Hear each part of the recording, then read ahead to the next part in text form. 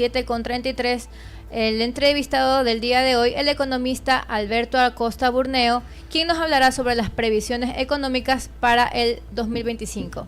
Bienvenido, economista Acosta. Buenos días, un gusto estar con ustedes. Economista, ¿qué nos depara el 2025 en temas económicos? Tenemos un déficit fiscal. ¿Qué podemos hacer para poder sobrellevar este 2025? ¿Cómo ve usted en materia económica este año? Bueno, 2024 fue un año muy complejo. Tuvimos 3 golpes fuertes en la economía. Empezamos con inseguridad, incremento fuerte de impuestos y finalmente apagones. 2025 parece ser un poco mejor. Hay ciertos factores que están ayudando a un mejor desempeño, porque 2024 la economía se detuvo. Las ventas internas prácticamente no crecieron, aunque el sector externo le fue a algo mejor. Para 2025, la previsión es que las cosas mejoren gradualmente. La previsión de un crecimiento del PIB de 1,5%, que sigue siendo un crecimiento muy lento, hay que estar muy claros.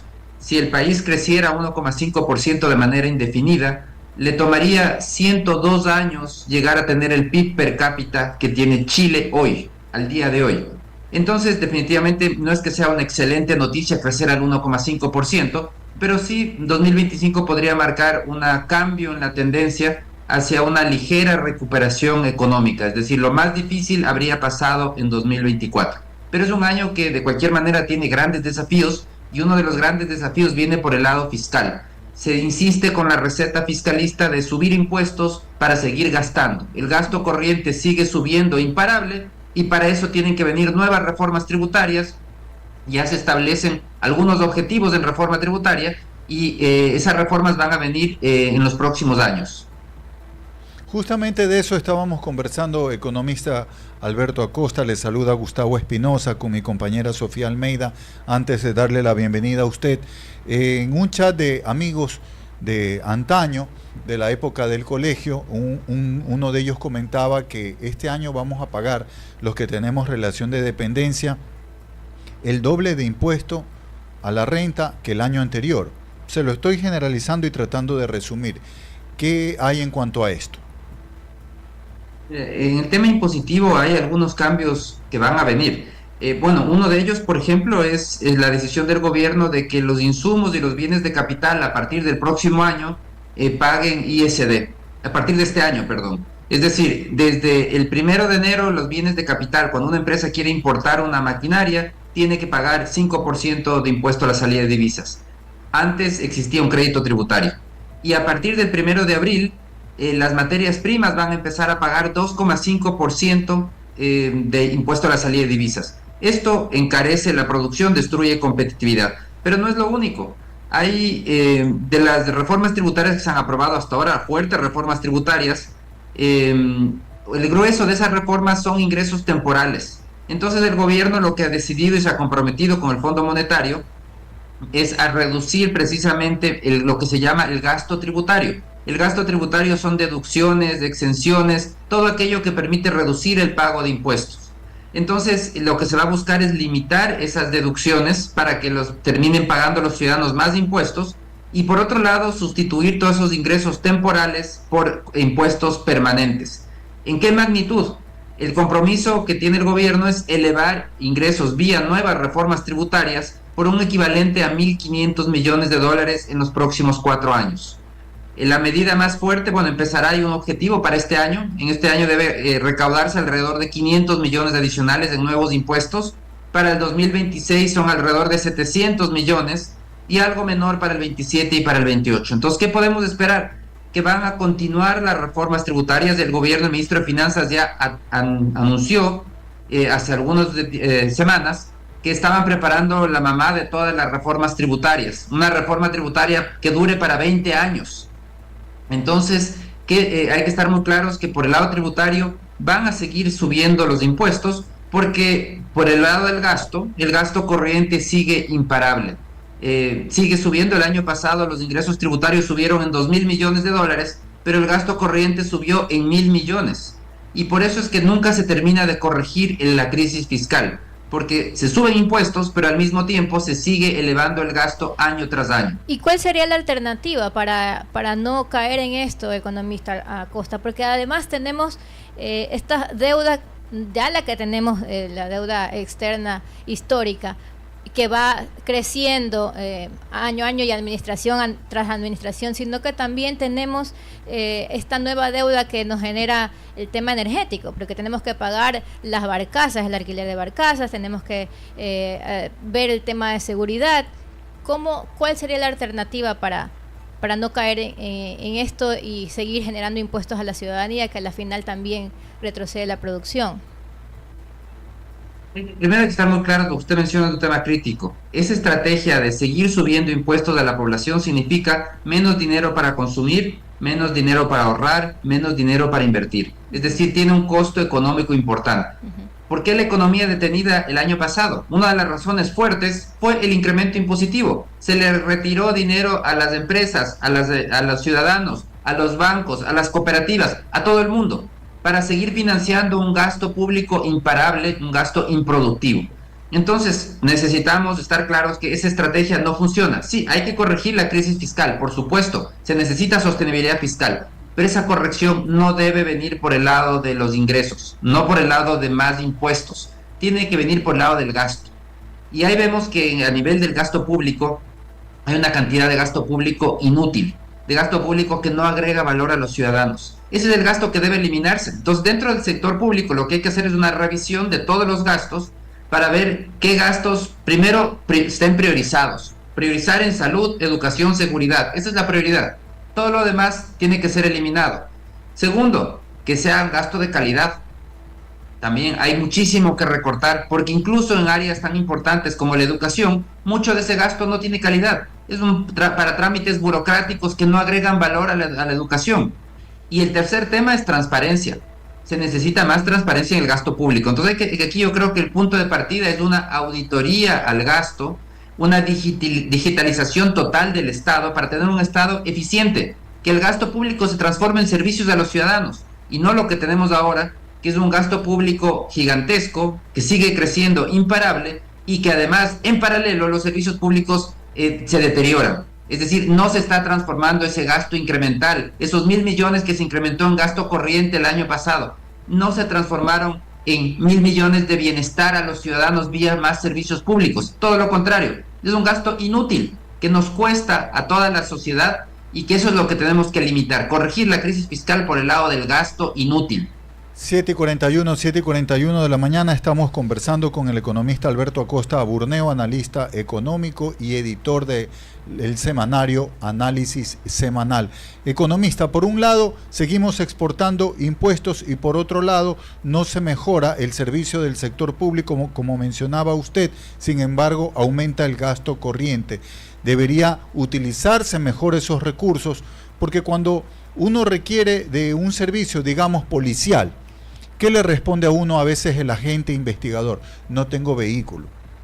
No tengo vehículo. En el parque automotor del sector estatal, ya esto viene de años, cada vez va en desmedro y esos recursos no se utilizan bien. Definitivamente, y lo impresionante dentro de todo esto y inaudito es que lamentablemente en paralelo tenemos una burocracia exuberante, una burocracia en instituciones públicas inútiles, enteras. Tengo aquí una lista de más de 60 instituciones inútiles. La Agencia Espacial Ecuatoriana, la Agencia de Aseguramiento de la Calidad de los Servicios de Salud de Medicina Prepagada, el Instituto de la Meritocracia, la Secretaría Técnica de Límites Internos. Es decir, podemos tener una lista gigantesca de instituciones que no agregan valor al ciudadano, pero que sí consumen muchos recursos. Entonces lo que se necesita hacer de una vez por todas es eliminar toda esta burocracia innecesaria para precisamente liberar recursos para lo que sí necesitamos con urgencia, que es una salud pública de calidad, una educación pública de calidad, una seguridad de calidad. Esos son los temas de fondo, pero eso hay que invertir más, se necesita más recursos, pero eso va a salir de la misma priorización del gasto. Priorizar es lo que hace cualquier padre o madre de familia día tras día, que el dinero evidentemente para todos es de un limitante. Entonces hay que escoger qué es lo más importante. a nivel del Estado hay que estar muy claros. Yo creo que todos podemos coincidir que lo más importante es salud, educación y seguridad. Hacia allá tienen que ir los recursos, pero eso significa dejar de gastar en instituciones inútiles que no agregan valor a los ciudadanos, pero que sí consumen millonarios recursos. Es que es fácil ser generoso con dinero ajeno, economista. Eso está demostrado. Definitivamente, y lo lamentable es que los políticos siguen creando oportunidades para seguir gastando un gasto inútil, un gasto que no es sostenible.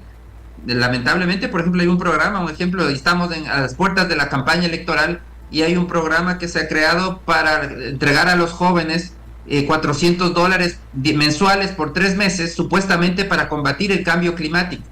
Ese programa va a elevar el gasto público en casi $100 millones. Entonces, nuevamente, seguimos destinando más recursos a temas que no son sostenibles, que no se transforman en mejores servicios a los ciudadanos. Entonces, sí, hay esa tendencia permanente de los políticos a seguir elevando el gasto, mientras que en paralelo, donde sí deberíamos tener un gasto de calidad, no lo tenemos. Los trámites públicos engorrosos se han deteriorado, la calidad de los servicios públicos es cuestionable, definitivamente. Entonces, sí hay un problema de priorización, de calidad y de transparencia en el gasto público.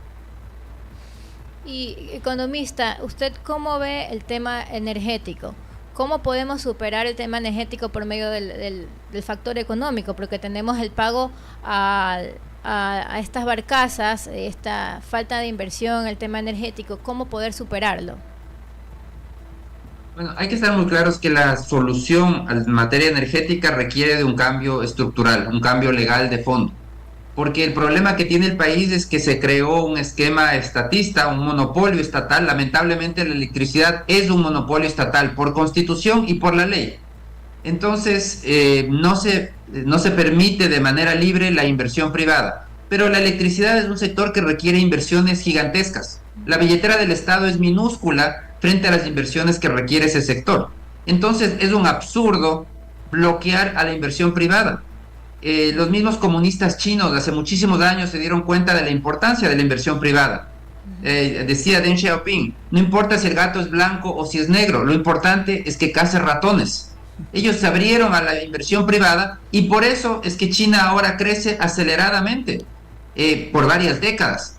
En cambio, en Ecuador, mucho más radicales que cualquier comunista chino, le dijimos no a la inversión privada, no nos interesa, no nos gusta, queremos que sea un monopolio estatal.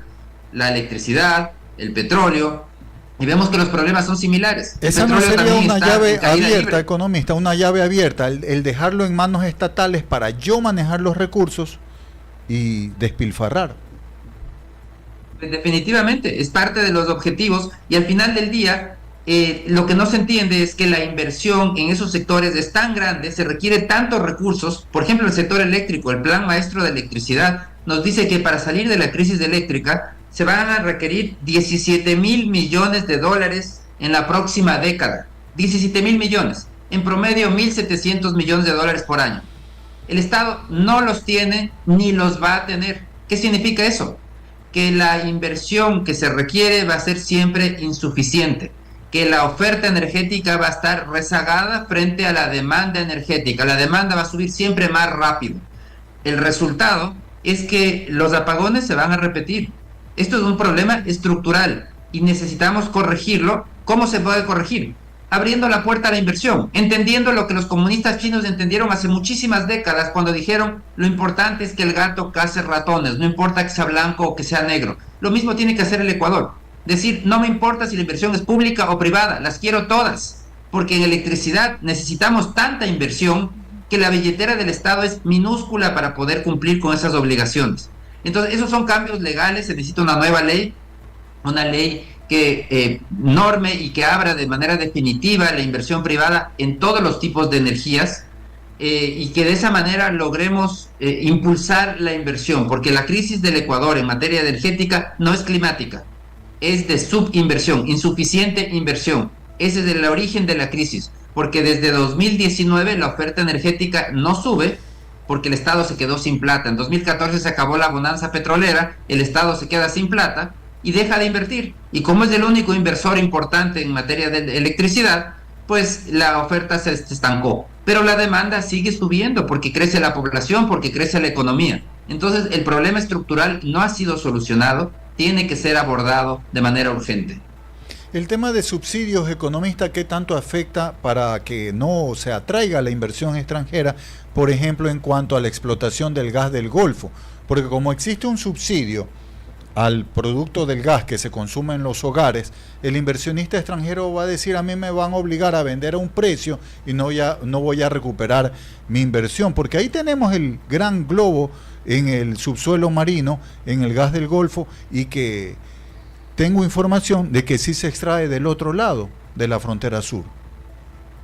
Bueno, definitivamente el tema de subsidios en materia eléctrica puntualmente es uno de los grandes temas que hay que solucionar, porque en la actualidad se obliga a las empresas distribuidoras, que solo son estatales, se les obliga a comprar una electricidad a un precio más alto y vender por debajo del precio al que compran. Eso significa que las empresas distribuidoras están teniendo pérdidas y no tienen recursos para pagar por la electricidad que compran. Entonces todo el sistema se descapitaliza. No hay recursos para mantenimiento, para inversión, porque se está descapitalizando todo el sistema, porque tienen que comprar más alto para vender por debajo del valor que pagaron. Definitivamente la solución requiere de racionalizar esos subsidios, que esos subsidios no significa eliminar, porque es una decisión política eliminar ese subsidio. Se puede mantener las tarifas de la dignidad, pero tiene que ser un subsidio registrado en el presupuesto general del Estado, no en las empresas distribuidoras, porque eso hace también que no haya los recursos para poder invertir y también que no haya interesados privados en invertir en esas actividades. Entonces tiene que registrarse, igual que cualquier otro subsidio, en el presupuesto general del Estado. De esa manera, la decisión política de mantener ese subsidio se mantiene, los ciudadanos no ven un cambio en la tarifa de la electricidad, pero se corrige este problema de descapitalización de todo el sistema que nos está saliendo muy caro, porque por falta de inversión se producen apagones, no solo porque no hay suficiente generación, sino porque ya hay problemas en transmisión. Las redes están colapsando, todas las redes de transmisión. Lo mismo que dijo el actual presidente en el debate. Son gigantescas. Lo mismo que dijo el actual presidente en el debate de la red de transmisión. Sí, la crisis es integral, no solo es generación, es transmisión y es distribución. En todos estos sectores, en todas estas áreas, estas etapas de la energía eléctrica, hay un problema de insuficiente inversión. Entonces tiene que ser solucionado y definitivamente la solución, en resumen, tiene 3 pasos. La primera es crear un mercado eléctrico mayorista, en donde cualquier generador pueda vender la electricidad libremente a un precio de mercado. Eso no existe en Ecuador no existe mercado eléctrico, el precio es político, lo fija el gobierno y no hay mercado eléctrico. Entonces hay que crear un mercado eléctrico mayorista.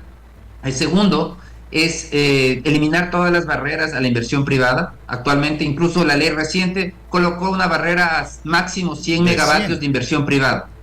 Es un absurdo que tenemos apagones y limitamos a la inversión privada. Por ejemplo, en Colombia hace pocas semanas anunció una empresa italiana que iba a invertir para generar 2.000 megavatios. En Ecuador eso es prohibido. Esa empresa no podía generar 2.000 megavatios. Qué bien nos hubiera hecho que esa empresa diga: voy a invertir en Ecuador para generar 2.000 megavatios. Pero eso está prohibido por ley. No nos interesa que haya inversión privada. Preferimos los apagones. Así de absurdo es la legislación ecuatoriana. Entonces hay que eliminar todas esas barreras para la oferta, para la inversión privada. Y el tercer tema es el tema del subsidio que hablamos hace un momento, en donde el subsidio tiene que estar registrado en el presupuesto general del Estado y no puede cargarse al sistema eléctrico como es en la actualidad, porque esto lo descapitaliza. Economista, y justamente que usted habla de la inversión privada, extranjera y también nacional, ¿cómo impulsar esta inversión privada si no hay los recursos, al menos de los nacionales? Ahorita, por ejemplo, tenemos al precio de cacao en un excelente precio internacional, pero son los factores externos al país los que les han dado este buen impulso a los productores de cacao, pero internamente somos un país que dependemos del petróleo. Lamentablemente, digo yo, porque eso tal vez ha desestabilizado o ha quitado la mirada en impulsar al sector privado en otras áreas. ¿Qué hacer para poder justamente impulsar y generar esos recursos desde el lado productivo interno? Bueno, lo que hay que estar muy claro es que un sector como la electricidad o como el sector petrolero requiere de capitales gigantescos. capitales que no existen en el Ecuador. Nadie tiene esos recursos. Necesitamos abrirnos a la inversión extranjera. Una inversión, un proyecto de, por ejemplo, como esta empresa italiana que va a generar 2.000 megavatios, estamos hablando de una inversión de más de 2.000 millones de dólares. Ninguna persona en el Ecuador tiene esos recursos. Entonces necesitamos definitivamente crear ese mercado eléctrico mayorista con reglas claras que cree al final del día los incentivos para esas inversiones. Y seguridad Entonces jurídica. es hora de mirar hacia afuera, mirar, estos sectores necesitan inversiones gigantescas, tecnología de punta que tampoco existe en el Ecuador. Entonces no podemos esperar que eso se haga con capitales internos o con tecnología interna, porque ninguno de los dos existen en la magnitud necesaria como para el desarrollo de estos sectores de punta. Entonces ese es el cambio de fondo que tiene que dar el país, es abrirse a la inversión de manera radical. Como decía hace un momento, la inversión, queremos inversión, no importa el origen, si es inversión nacional, si es extranjera, si es transnacional, regional, lo que queremos es más inversión. Inversión pública, inversión privada, inversión mixta, queremos inversión. Es la única manera de crecer más rápido y de solucionar los grandes problemas del país. Es abriendo la puerta de manera definitiva a la inversión privada. Pero realmente abrirla, ¿no, Sofía, economista? Porque si vamos a poner ciertos condicionamientos para que solo participen ciertos grupos o emporios internacionales con esta camisa de fuerza, pues realmente no vamos a ser atractivos. Sí, bueno, realmente lo que hay que hacer es unas reglas claras que den seguridad jurídica para el inversionista, porque eso es lo que permite que haya inversión, y unas reglas económicas también claras. Porque muchos gobiernos dicen, yo quiero que venga la inversión extranjera. ¿Por qué no viene? Y no entienden por qué no viene. Y no viene porque en el Ecuador, por ejemplo, en materia eléctrica, no existe un mercado eléctrico mayorista. ¿Quién fija el precio? El gobierno. No hay precios, son precios políticos. Y después dicen, ¿por qué no quieren invertir? Porque ¿quién va a invertir 100, 200, 300 millones de dólares para depender de un funcionario público que el día de mañana dice, no, ya no me gusta ese precio, quiero otro precio? Para que haya inversión, tiene que haber un mercado, eso es lo básico, en donde los precios no los fije el gobierno. Los precios se descubren por la oferta y por la demanda. Eso es lo que incentiva la inversión. Eso crea las reglas y los incentivos económicos para invertir. Entonces no necesitamos incentivos tributarios, ni mucho menos. No, lo que necesitamos es un mercado eléctrico mayorista, en donde haya una claridad, donde la ley diga muy claramente, todos pueden invertir, todas las inversiones son bienvenidas, invierta en toda la generación que usted quiera y venda al precio de mercado. Eso es lo único que tiene que decir la ley. Si logramos ese cambio, vamos a ver cómo va a haber incentivos para invertir, como existe en Colombia, que tiene un mercado eléctrico mayorista, en Perú, en Chile o en cualquier otro país de la región que no le apostó por el estatismo, porque también hay países que le apostaron al estatismo igual que Ecuador. Dentro del mismo grupo del estatismo de Ecuador está Venezuela y está Cuba, y coincide que todos estos países son los que han sufrido grandes apagones en estos meses, en estas semanas y meses. Entonces, definitivamente el modelo que le apostó el Ecuador no funciona, es un modelo fracasado que tenemos que cambiarlo. Y eso todavía ningún político lo ha planteado, o al menos ninguno lo ha hecho. No hay cambios de fondo en materia eléctrica. Muchísimas gracias al economista Alberto Acosta Burneo por acompañarnos este primer día laborable del 2025 en nuestro país con estas previsiones y recomendaciones económicas. Así es, gracias economista. Y aquí las puertas abiertas para seguir conversando de estos y otros temas en este año.